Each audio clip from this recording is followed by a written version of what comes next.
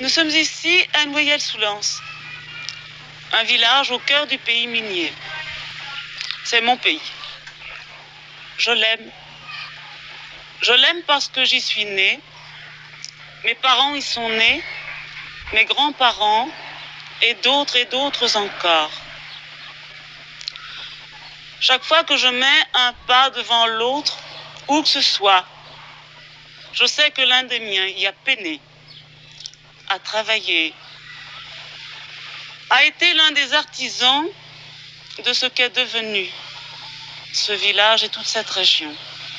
Je serais très heureuse si vous accordiez les 3 quarts d'heure nécessaires à connaître mon pays.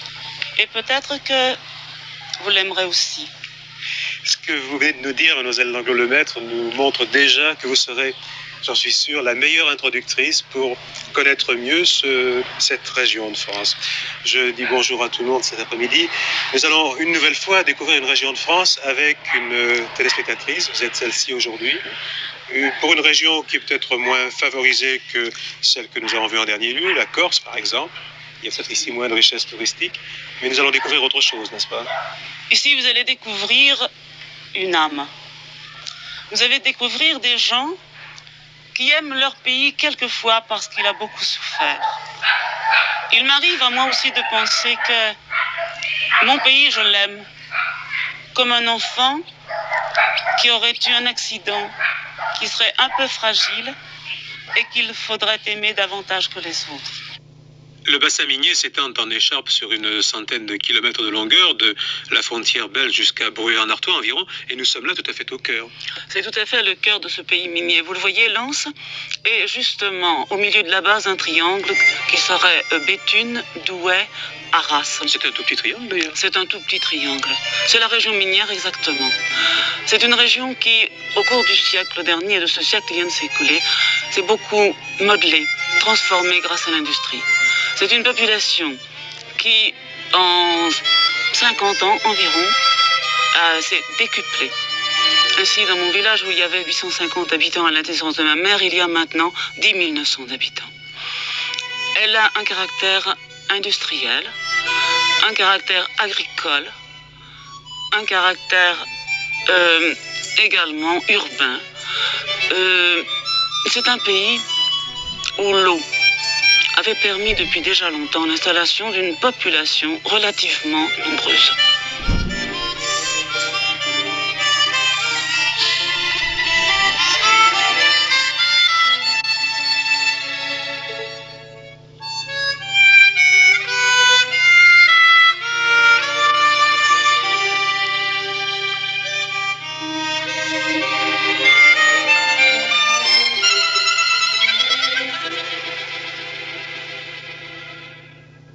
Mademoiselle Langlo, vous avez tenu à nous amener ici même parce que dans cette même image, nous voyons un champ de blé qui a été moissonné il y a quelque temps déjà, un village, un terril, et tout cela résume Noyelles-sous-Lens. En effet, quand je viens ici, je pense toujours à ce qui m'a toujours été raconté, d'abord par mon grand-père et par mes parents. Là, juste devant, c'est l'église de mon village. Depuis 1070, il y a certainement là un lieu de culte ouvert, sans interruption, sauf pendant quelque temps sous la Révolution. Évidemment, l'église que vous voyez a été reconstruite et ouverte au culte aussi dans les années 1925 ou 26, parce que de tout ce que vous voyez maintenant autour de nous, il ne restait plus une brique complète. Vous voulez dire après la guerre de 1914? Après la guerre de 1914. Donc tout ce que vous voyez là est neuf. Quelle est la signification du nom de Noyelles? Certainement, comme tous les Noyelles qui sont ici aux alentours, il s'agissait certainement de marécage. Oui. Parce que tout l'ensemble était marécageux et chaque village, en réalité, est un petit piton calcaire sur lequel on s'était installé. Il y a une chose qui est extrêmement frappante, c'est que moi j'ai connu Noyelles et la ville d'Arles que vous voyez plus loin, Oui. et puis le puits 21 qui apparaissait sur le même plan que Noyelles. peut donc supposer que Noyelles s'est encore enfoncé. Ce sont les affaissements qui sont provoqués à la fois par la houille qu'on a extrait, les terrils que nous voyons, et puis aussi le poids. Et puis aussi, il faut tenir compte de la nature du terrain, qui est un terrain marécageux, qui par conséquent est plus mouvant et s'enfonce plus.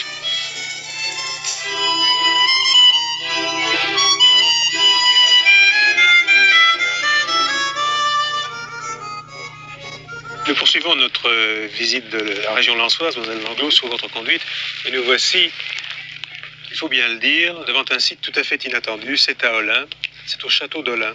Oui. Et vous avez voulu nous le montrer parce qu'il prouve quelque chose à quoi vous tenez beaucoup, c'est qu'il y a dans votre région, mal connue, si mal connue, en fin de compte, beaucoup de diversité. Alors ce château, qu'est-ce qu'on peut en dire? D'abord, il témoigne de la civilisation lointaine de ce pays. On peut dire qu'il est du XIIe siècle et que c'est un château fort qui défendait la route qu'on appelle maintenant la chaussée Brunehaut. Une route qui depuis toujours a été extrêmement fréquentée. C'est là qu'est passé D'Artagnan, qui se rendait à Boulogne prendre le bateau quand il est allé chercher les ferrets de la reine en Angleterre auprès du comte de Buckingham. Ensuite, alors, elle a vu passer les armées de Napoléon, qui aussi partaient à Boulogne et qui en est revenu très vite pour aller gagner la bataille de Marengo. Et dans chacune de ces circonstances, le château d'Olin a joué un rôle important. Il a joué un rôle important. Premièrement, tous ces gens qui passaient n'étaient pas toujours forcément des amis. Et à l'intérieur de la cour du château, dans la basse cour au sens propre du mot, les gens des environs venaient se réfugier. Nous sommes à proximité immédiate de Lens et cependant la région est tout à fait différente. Alors là, c'était une chose à laquelle vous tenez beaucoup, c'est de dire et de faire voir que la région lensoise est très diverse. Voici un pays tel qu'était votre pays avant que les mines ne s'y installent, c'est bien ça? Je pense, oui.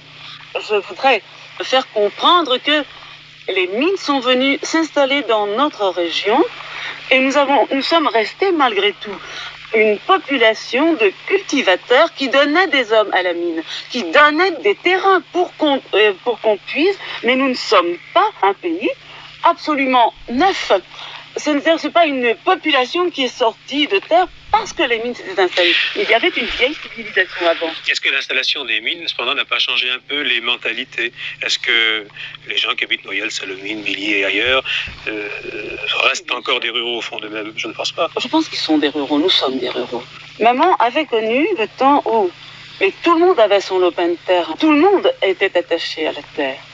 Et je crois que ceux qui sont partis aux mines parce que leur lopin de terre était trop petit, ou par goût aussi, malgré tout, ils restent de la terre. Je crois que c'est très important de comprendre.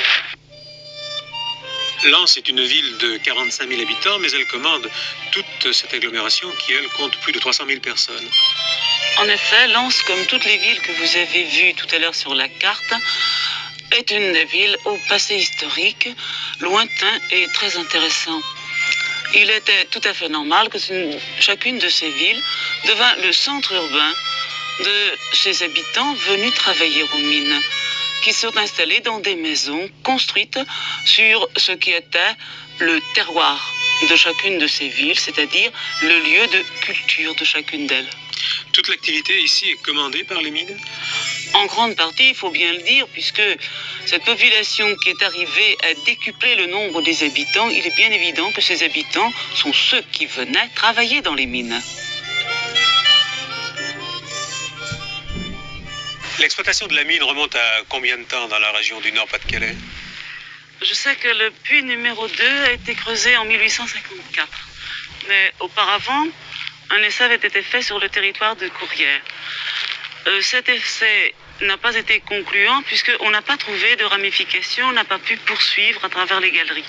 Donc la date que je peux vous donner, c'est l'exploitation du puits numéro 2 sur le territoire de Villy-Montigny. Depuis, les conditions de travail ont bien changé, mais le métier n'en reste pas moins périlleux. Et je ne sais qui disait d'ailleurs que le mot de mineur devrait toujours s'écrire avec un M majuscule. Je crois que c'est tout à fait vrai. Nous voyons des hommes qui descendent au fond en ascenseur. Ils ne descendent pas en ascenseur. Il y a tout un vocabulaire, vous savez, ils sont là, ils étaient dans une cage, vous voyez, dont on ouvre la porte maintenant. Et vous les voyez monter dans des sortes de petits wagonnets.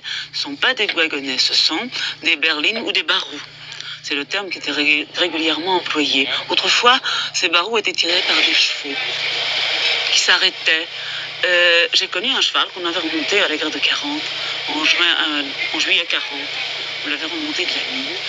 Et il avait cette habitude, quand on l'attelait une charrue par exemple, il s'arrêtait régulièrement tous les 20 pas, parce que toujours au fond de la mine, il avait dû s'arrêter tous les 20 pas pour qu'on mette une charge dans son petit baron.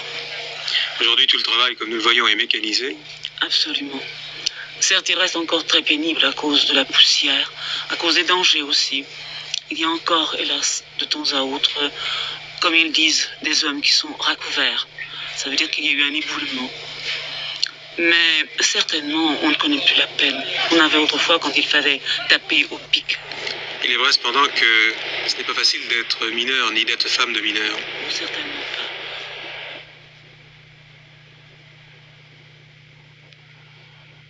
pas. Être femme de mineur, c'est bien, oui. Je ne travaille pas, je suis à mon foyer. Mais pourquoi faire? Toujours avoir de l'entretien. Les petits, j'ai une petite fille de 4 ans, un petit garçon de 6 ans. Bien sûr, ils vont jouer dehors, mais c'est pas du sable. C'est la poussière de charbon qui se colle tout partout aux vêtements, au linge. Il faut toujours laver, entretenir. Et au fond, on vit bien souvent dans l'inquiétude. Bon, à supposer que le mari revient tard de la fosse, on se fait du mauvais sang. J'ai mon mari qui est toujours de l'équipe de nuit. Pour gagner quoi? Un salaire de 120 000 anciens francs. Vous savez, c'est pas formidable. Bon, tu viens t'asseoir? Voilà. Alors, mon mari a commencé à la mine à l'âge de 14 ans et demi. Il aura 27 années de service cette année. Et bien souvent, quand il rentre de la mine, il parle de ses problèmes. Il s'explique. Il dit ce qui ne va pas, ce qui a été. Il a connu le charbon piqueur. Et bien sûr, il a rencontré bien des difficultés dans son travail. Vous savez, il y a beaucoup de maladies de mineurs, maintenant la silicose, beaucoup de silicosés. Alors vous savez, c'est pas toujours marrant d'être femme de mineur. On a toujours peur de ces maladies-là, on a toujours peur de la blessure. On se dit toujours, il est descendu, est-ce qu'il va remonter? À quelle heure il va remonter? Le métier de mineur, c'est très dur. Et alors moi, je ne comprends pas qu'on dit un jour, ce sera fini, parce qu'au fond, nos maris l'aiment. Le grand problème qui plane sur cette région, il ne faut pas l'éluder ni le dissimuler, c'est celui de l'avenir, c'est celui de demain, c'est celui de la récession qui plane sur le bassin minier du Nord-Pas-de-Calais. Oui, voyez-vous, messieurs, ça c'est un problème très grave. Parce que au fond, moi je trouve que c'est inadmissible qu'on ferme des puits chez nous, alors qu'on sait très bien qu'on va manquer de produits énergétiques. Au fond, ici, les mines, c'est l'avenir. On n'implante rien chez nous. On demande, au fond, d'avoir des implantations nouvelles. On demande d'avoir des usines chez nous. On ne demanderait pas mieux. Nos hommes sont une race dure à l'ouvrage. Les gens du Nord, d'ailleurs, sont très reconnus pour cette chose-là. Mais alors, on ne fait rien pour nous. On a l'impression qu'on est un peu dans le sac aux oubliés. Moi, j'ai quand même des enfants élevés. J'ai quand même une jeune fille de 18 ans qui est étudiante. J'ai quand même une fille de 11 ans. J'ai un garçon de 6 ans. Qu'est-ce que je vais en faire? J'ai une petite fille de 4 ans. Mais qu'est-ce que je vais faire pour eux? Quel est l'avenir pour eux? Qu'est-ce qu'ils feront comme métier?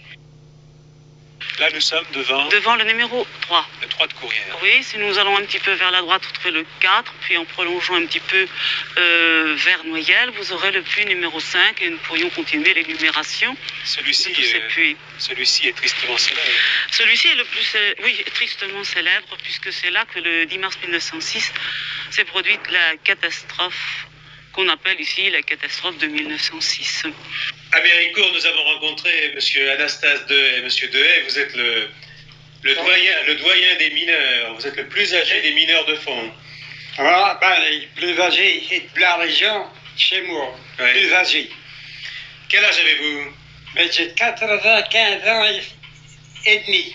95 ans et 6 mois. Toute la région a été meurtrie par la catastrophe de Courrières. Vous vous souvenez de Courrières? Ah oui, je l'ai connu, je connaissais tout. Vous savez, la catastrophe de Courrières est due l'explosion. Cependant, ça n'était pas grisoteux ici à Courrières.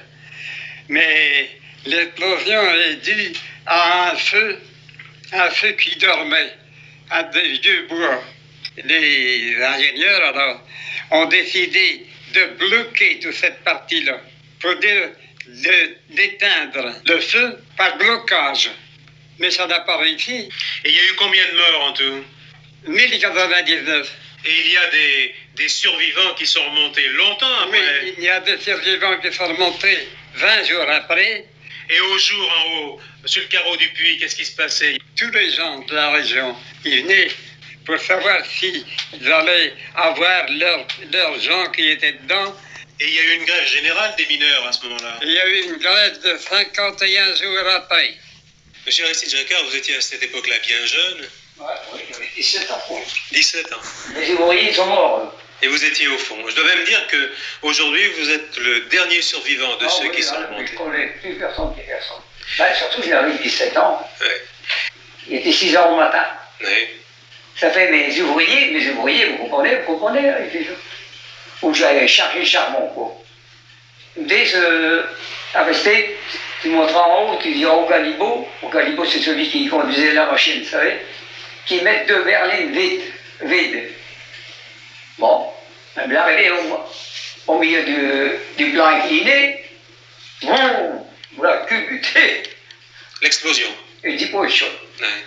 Pendant combien d'années vous avez travaillé au fond? Ah ben, exactement, j'ai travaillé au fond pendant 35 ans. Et le reste, j'ai travaillé dans des travaux du jour, vous savez. C'est un beau métier d'être mineur? Oh, un beau métier. Hein, vous savez, il est tellement beau qu'il n'y a plus personne qui veut y aller.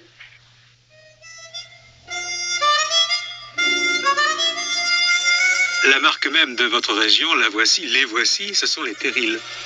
En effet, ce sont non pas les terrils, comme vous le prononcez, mais les terris. Ce sont des espèces de pyramides qui sont formées des déchets de ce qui est remonté au jour. Au jour, on remonte indifféremment la houille et la terre. Ce que vous avez vu tout à l'heure forme donc les terris. Comment se fait-il que certains soient noirs et d'autres comme ceux-ci, rouges ou marrons? Les noirs, ce sont les plus récents. Ce que vous voyez ici coloré, la couleur est due à la combustion lente. Et les couleurs sont variées selon la nature même des pierres et des déchets. Et maintenant, une photo de famille. Près de moi, en effet, Madame Gossignac. Nous sommes venus chez vous. Madame, vous allez nous présenter tout le monde pour commencer. Oui, monsieur. Voilà mon fils, ma belle-fille. Il s'appelle comment votre fils? Mon fils Joseph Gossignac. Oui. Ma belle-fille, ma fille, mon Jean. Elle s'appelle comment votre fille? Ma fille, elle s'appelle Cécile Gossignac. Mon Jean, qui s'appelle Noël Milan. C'est un Français qui a adopté une belle-mère polonaise, n'est-ce pas? Oui, monsieur. Mes petits-enfants et un petit copain français ici, de mes petits-enfants, et une nièce qu'elle est venue nous rendre visite, et mon neveu, et encore une nièce. Et il s'appelle Wojniak, et madame là, elle a épousé un Français qui s'appelle Leroy, donc elle s'appelle Madame Leroy. Je crois que tout le monde aura compris. Cette émission que nous faisons sur le bassin minier du Nord-Pas-de-Calais n'aurait pas été complète si nous n'avions pas passé quelques instants avec les Polonais ou les Français d'origine polonaise. Oui. Vous êtes arrivé en France quand? Comment? Racontez-nous votre histoire. En 1922, je suis arrivée avec mes parents. J'avais 9 ans à Mont-Soleil-Mines. Et j'allais à l'école là-bas jusqu'à 12 ans. Après, on est venu ici dans le Pas-de-Calais avec mes parents, naturellement. Et j'ai commencé à travailler à 13 ans à la mine de Foscat. Qu'est-ce que vous faisiez? En cesse de cailloux. C'était une toile, il y avait du charbon et puis il y avait des cailloux, il fallait trier. Après, je travaillais à la lampisterie et je faisais l'interprète en même temps.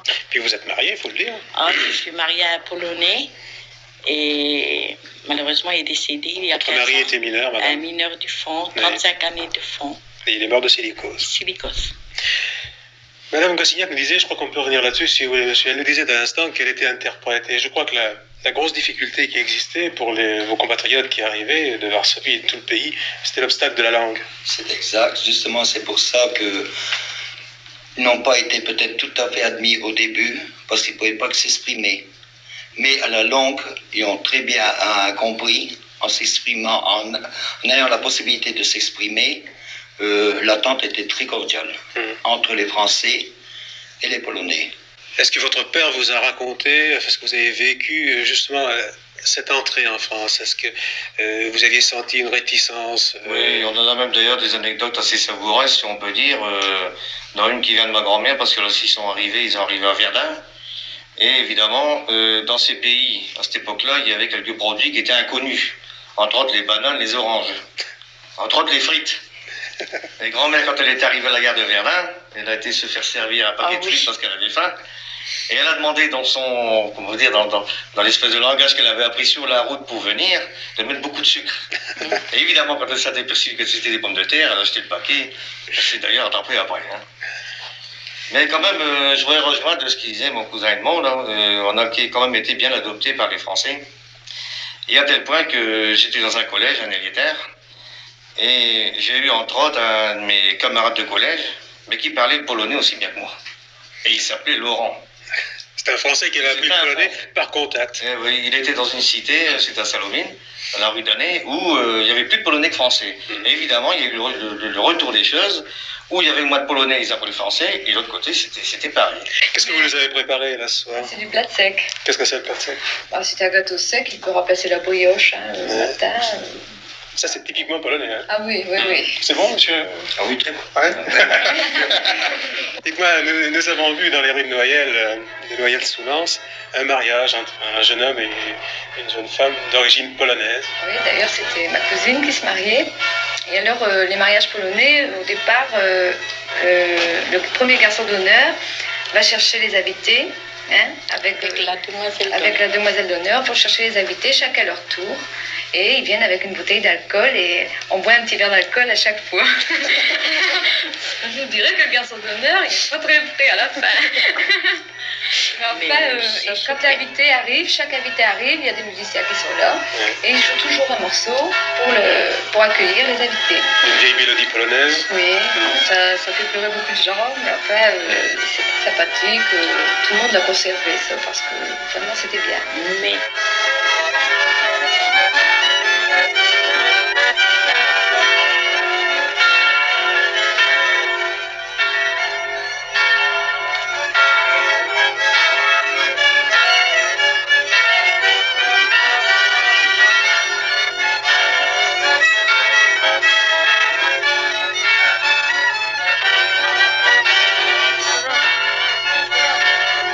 Je voudrais vous poser une dernière question, Madame Gassignac.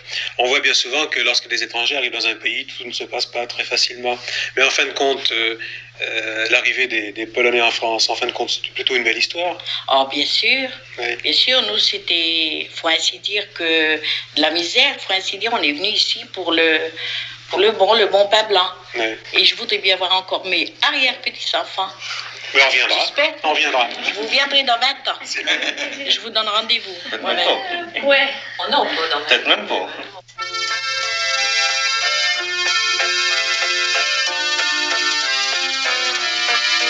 Toutes ces rues rectilignes, toutes ces maisons de briques accolées les unes aux autres, ce sont les célèbres corons. Et c'est peut-être bien là, je ne voudrais pas vous faire de peine, mais un des aspects les moins avenants de votre région.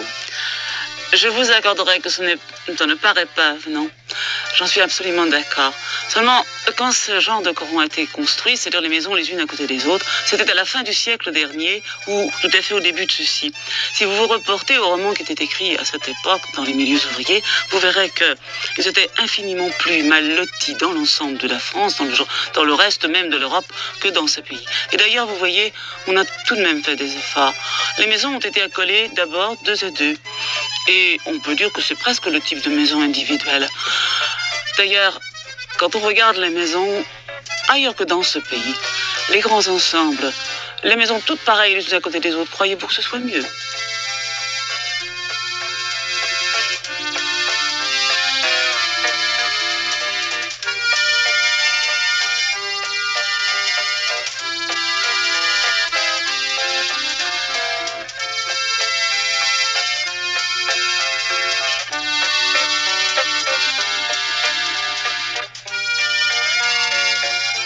Vous êtes mineur, monsieur? Oui, monsieur, on est mineur. On est mineur retraité. Alors, vous venez ici, vous vous retrouvez entre copains, entre anciens mineurs.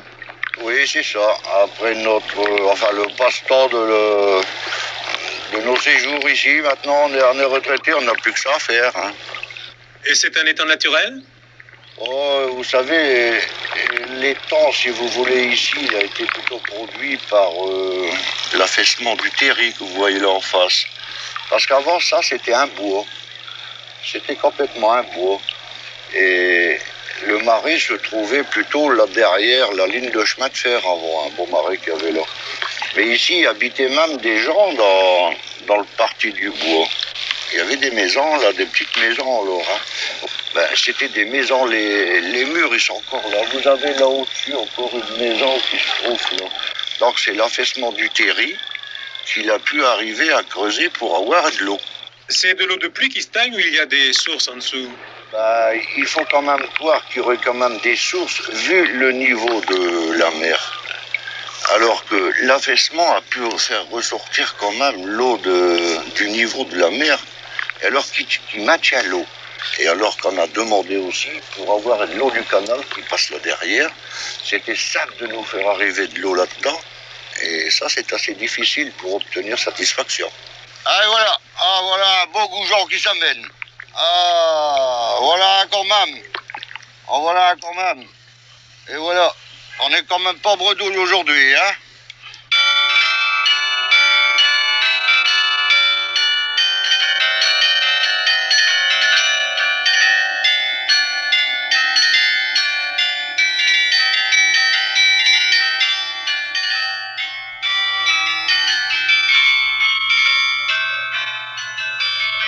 À Douai, il fallait que nous rendions visite aux carillonneurs de Douai, car le carillon et le beffroi de Douai sont sans doute ce que l'on connaît le mieux de cette ville.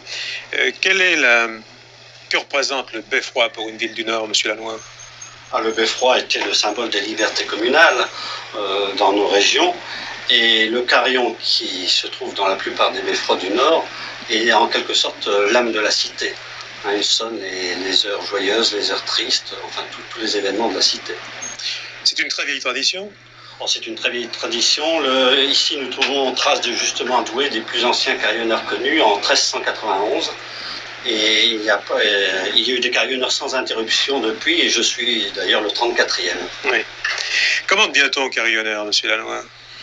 Eh bien, dans le temps passé, c'était des traditions familiales qui se perpétuaient de père en fils. D'ailleurs, je descends d'une lignée de carillonneurs depuis le XVIIIe siècle. Mais il est certain que la technique moderne ne permet plus maintenant d'apprendre ça en famille, si j'ose dire, d'une manière artisanale. Et il s'est formé depuis une cinquantaine d'années des écoles. Il y a eu d'abord l'école de Belgique, de Malines. Il y a eu une école hollandaise ici récemment, depuis une dizaine d'années. Et depuis 2 ans, nous avons une école en France, au Conservatoire de Tourcoing. Vous êtes professeur d'ailleurs? Je suis professeur. Il y a combien de carillonneurs en France? Eh bien, nous sommes environ une trentaine actuellement, enfin de carillonneurs, de carillons d'une certaine importance. Vous le savez mieux que personne, votre instrument est sans doute un des instruments les moins bien connus du grand public, d'abord parce que vous êtes toujours juché en haut des beffrois, où on n'a pas toujours accès. Oui, le carillonneur est un homme que l'on entend, mais qu'on ne connaît pas souvent. Alors profitons de l'occasion. Parlez-nous du répertoire du carillon. Le répertoire est très varié. Il comporte... Le carillon est d'abord un instrument folklorique au sens pur du terme, c'est-à-dire un carillon qui s'adresse au peuple en quelque sorte, qui chante la musique, les chansons du peuple.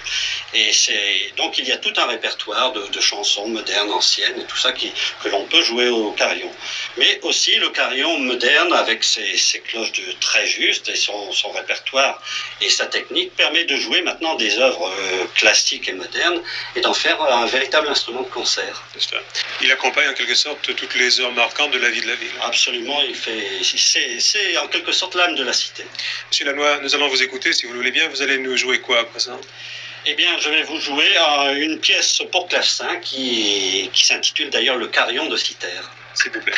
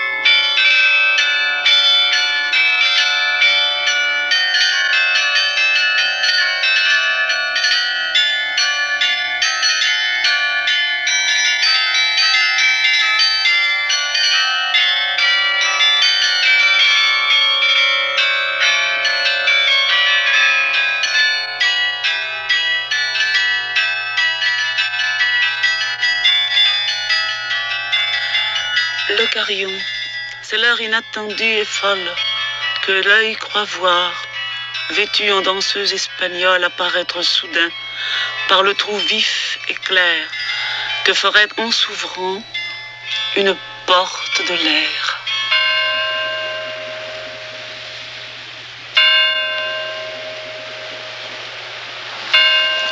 Il y a Lens, il y a Douai, mais il y a aussi Béthune. Oui, Béthune est un des centres urbains importants de la région minière. Les façades que vous voyez là, bien que reconstruites après la guerre de 1914, ont respecté le style qui a été apporté par les Espagnols au temps de l'occupation. Et puis il y a aussi et surtout, au point de vue architectural, Arras, où ces réminiscences sont encore plus marquées. Ces réminiscences sont marquées et surtout très respectées. On peut dire d'Arras que c'est une ville musée. Vous voyez ici, dans le fond, l'hôtel de ville d'Arras, avec son beffroi, signe comme partout des libertés communales. Cet hôtel de ville date de 1460. En réalité, il a été démoli pendant la guerre de 1914, mais à sa reconstruction, il a été complètement respecté. Le lion qui surmonte le beffroi est le troisième. Les deux autres ont été gardés et sont actuellement dans les musées d'Arras.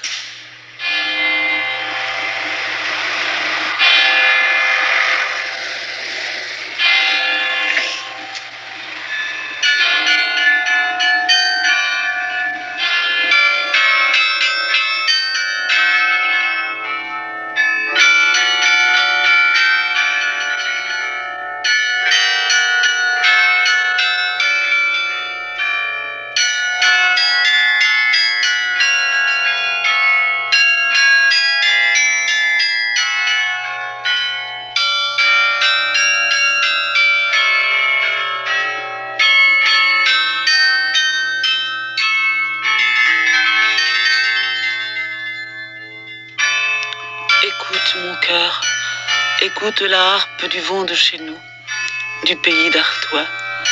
C'est un très vieux air des bords de la Scarpe qui chante aujourd'hui, tout comme autrefois.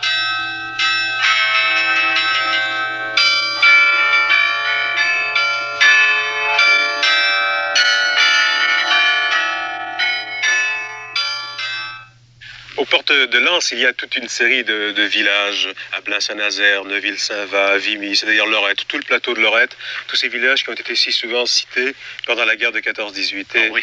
Nous avons demandé, vous, monsieur Yvan Accard, qui êtes un ancien combattant de 14-18, de venir ici, à Vimy, parce que à Vimy ou ailleurs, c'était à peu près la même chose. La même chose.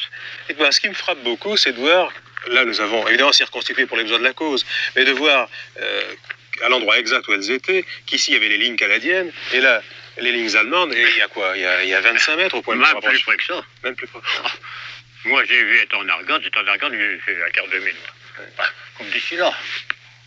Vous entendiez, vous voyez? Ah oui. On les voyait fumer, on voyait la fumée et tout. Ouais. On les entendait parler.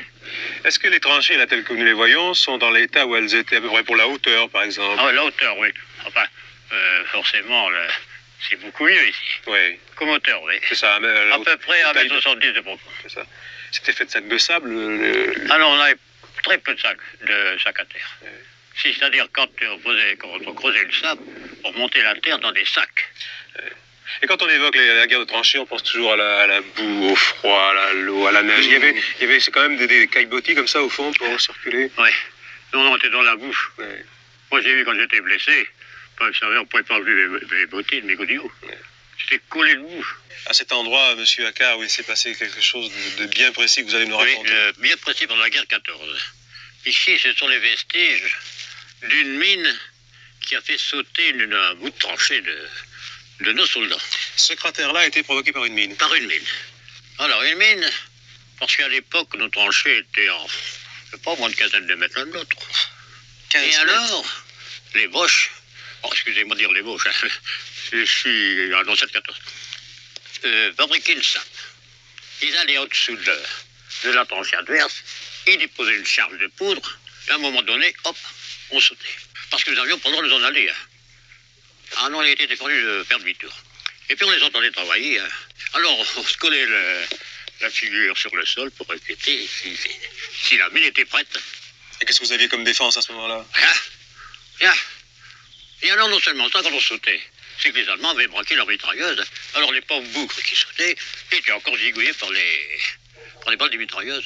Beaucoup de jeunes gens, et souvent des très jeunes, ont été engagés dans la guerre de 14. Vous-même, monsieur Accard, Je me suis engagé. vous aviez quel âge? J'avais 19 ans, un bon 19 ans. Ouais. Et beaucoup de jeunes sont morts aussi, comme celui... Ah oui, lui, c'est un peu exceptionnel. Ouais. Qui était-il, ce garçon? Ben, je ne sais pas exactement où il était. Mais enfin, pour moi, c'est un camarade, un ancien combattant, pour eux, c'est un camarade. Ouais. Vous ne passez jamais ici sans émotion, monsieur Accard. Surtout quand je lis ces paroles. Quelles paroles? Allez, ce qu'il a dit, là, avant de partir. Alors, mes vieux papas, vous n'allez pas laisser votre enfant mourir seul.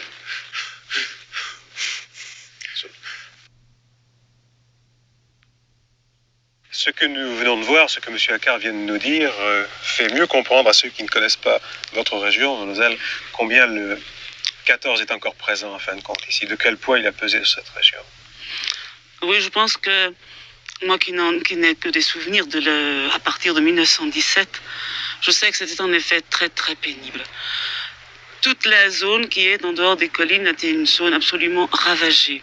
Et on peut dire de mon pays, ici, que c'est une terre de souffrance. Et entre Lens et Arras, entre Béthune et Arras, pour rappeler aujourd'hui encore cette souffrance, toute une série de monuments, de mémorials. Nous voici à Vimy. Oui, en territoire canadien. Ce monument rappelle le sacrifice de 75 000 Canadiens venus en France défendre leur mère patrie. Le monument aux Marocains.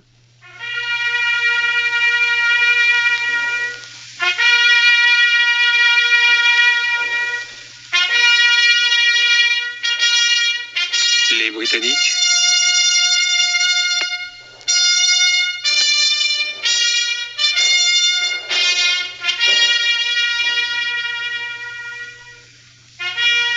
Les chasseurs alpins. Les Tchèques. Les Polonais. Les Allemands.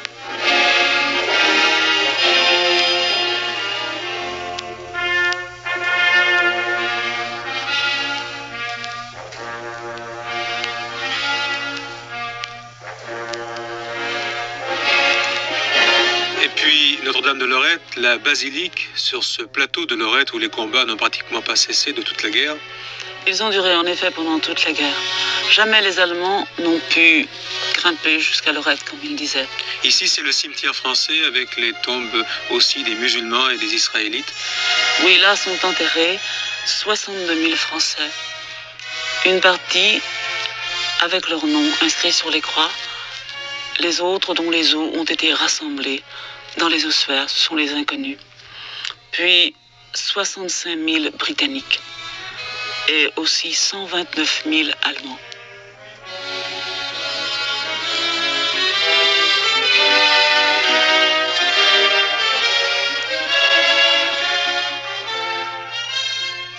« 20 ans après, sur cette terre d'Artois, c'est une autre guerre, une autre épreuve. Madame Émilienne Ducatel, vous allez nous parler, vous, de quelque chose que vous avez bien connu, que vous avez vécu, c'est la résistance à Lens. Vous avez fait partie d'un réseau avec votre mari? Oui. Qu'est-ce que vous Mon faisiez? beau-frère, on faisait de la résistance. Mon mari, il allait à la mine. Et quand il était rentré, on faisait tout pour faire du sabotage avec les copains. Qu'est-ce que vous avez fait vous-même comme sabotage, par exemple? Moi, je faisais des petits sacs à la machine pour mettre des choses qu'on fait sauter, là. La dynamite? La dynamite. Ouais. Et puis eux, ils allaient travailler. Et après ça, on a été dénoncés. Il y en avait un qui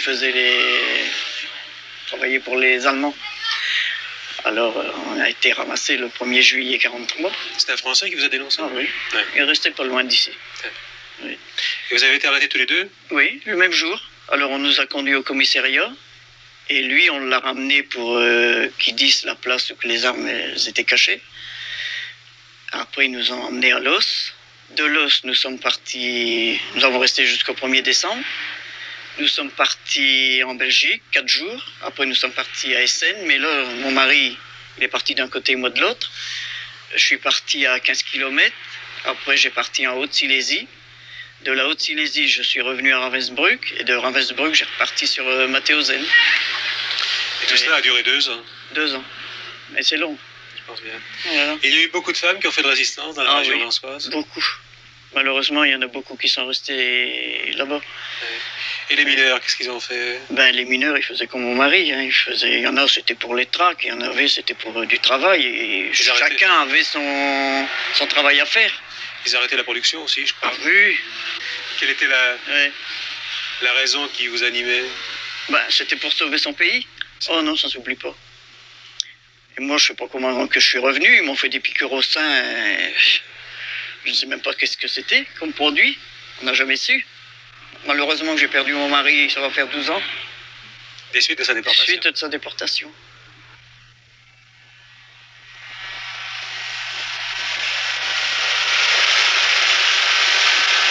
Je suis quand même pris d'un scrupule, mademoiselle Langlois. Il ne faudrait pas que nous donnions à la présentation de votre région une tonalité trop sévère. Il y a aussi un sens de la fête, un sens de la joie dans cette région. Les gens de mon pays sont très gais. Ils ont le sens de la fête. D'ailleurs, c'est l'occasion, chaque fois qu'il y a un mariage, dans le village ou ailleurs, n'importe où, d'une très grande réjouissance. On invite encore de très nombreuses personnes. Par exemple, ici, nous sommes à Pont-de-la-Deule pour un mariage de mariniers. Voilà. Ici, vous êtes sur la Scarpe. Vous allez voir d'ailleurs, que ce soit chez les mariniers ou ailleurs, les mariages prennent cette forme de réjouissance. Il y a aussi beaucoup d'autres réjouissances. Si vous étiez venu, par exemple, entre le mois d'avril et de septembre, vous auriez vu dans la région partout des ducasses, qui sont des fêtes sensationnelles.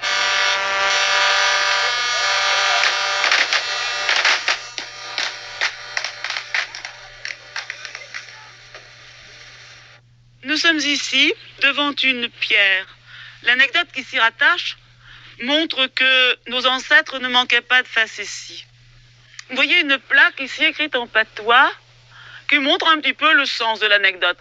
En patois, on dit, si t'es bête d'être femme, assiste-te sujgal. Ça veut dire, si tu es fatigué, si tu es las de ta femme, ou si tu veux te débarrasser de ta femme, assieds-toi sur le gal. Tout ça parce que cette pierre, au temps des druides, avait une manie extrêmement délicate pour les ménages. Chaque fois qu'une femme avait trompé son mari, pendant la nuit, la pierre allait se placer juste devant la maison. Le lendemain, évidemment, les scènes de ménage étaient furieuses aussi. Un célibataire compatissant, un jour, s'en vint attacher le gal par cette chaîne. À partir de ce moment, les foyers de Cochin redevinrent silencieux et paisibles.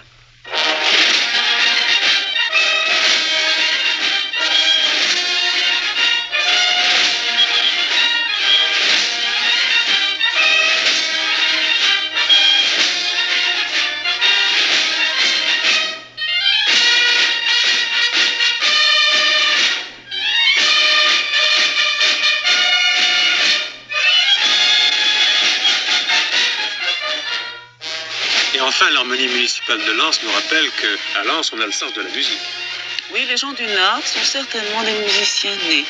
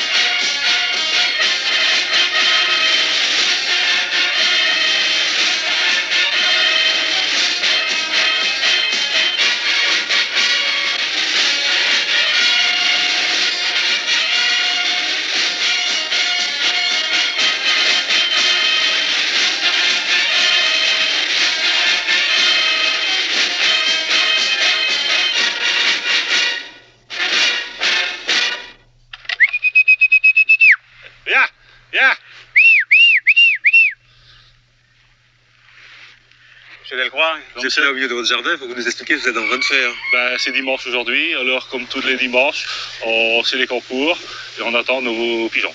Vous êtes colombophile? Oui, monsieur. On dit coulonneux ici. On dit coulonneux, oui. Il y a beaucoup de coulonneux dans la région? Chez nous, il y en a 120. Et... 120 sur Noyelles? 120 sur Noyelles. Ouais. Dans la France, il y a 35 000. Ouais. Vos pigeons, par exemple, vous les élevez vous-même? Oui, on les élève nous-mêmes. Vous faites les croisements? On fait les croisements, on fait les accouplements, on fait les croisements. On a les jeunes, on les bague.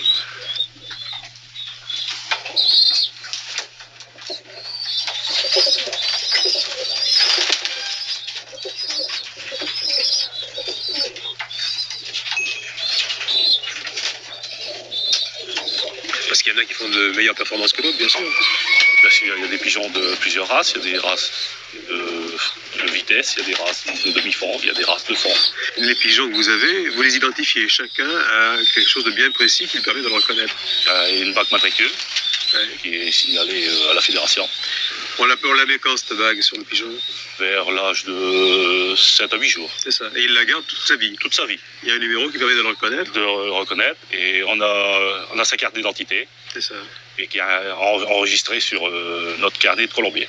De la même façon qu'un sportif, un pigeon, ça se prépare. Ça se prépare, oui. Et longtemps d'avance. Et dans les quelques jours qui précèdent une course, vous leur faites subir un entraînement spécial?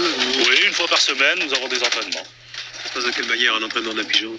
Il y a un convoyeur qui fait un ramassage d'une association et qui nous lâche les pigeons à environ 80 km. Ça, ce sont des vols d'essai? Des vols d'essai pour entraîner les pigeons de tout âge. Comment se passe une course? Alors, les pigeons sont donc rassemblés par association colombophile comme la vôtre? Oui, le samedi, nous allons loger nos pigeons. Ça consiste à mettre une bague en caoutchouc à la patte du pigeon. Pour l'identifier? Pour l'identifier et pour savoir lesquels ils vont rentrer les premiers. Alors, on va le montrer. Voilà. Alors ici, c'est mon premier paquet. Oui. On la porte.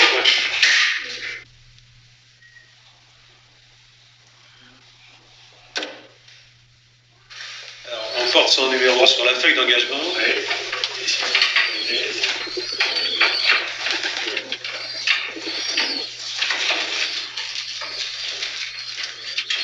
À partir de là, le pigeon est considéré comme engagé. Il est engagé.